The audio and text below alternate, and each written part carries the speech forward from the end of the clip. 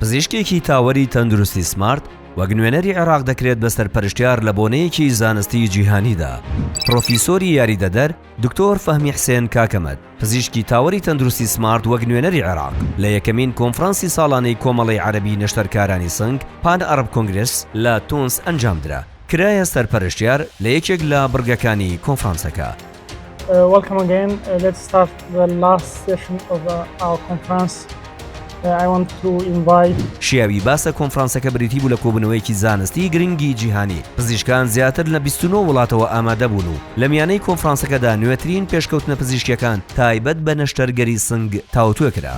یەکێکی دیکە لە وەرچەرخانەکانی تاوەری تەندروستی سمارت بریتیە لە گرتنە دەستی جڵەوی سەرپەرشتیکردن و پەرەپێدانی زانستی پزیشکی لە جیهاندا و لەم پێناوەدا تاوەری تەندروستی سمارت هەنگاوی باشی بڕیوە. لە داهاتوودا کاریگەریەکانی بەڕوونتر دەردەکەون و لە دوایین پێشهاتیشدا پزیشکانمان دەکرێنە سەرپەرشتیار نەک تەنها پێشکەشکار لە کۆنفرانسە جیهانیەکاندا.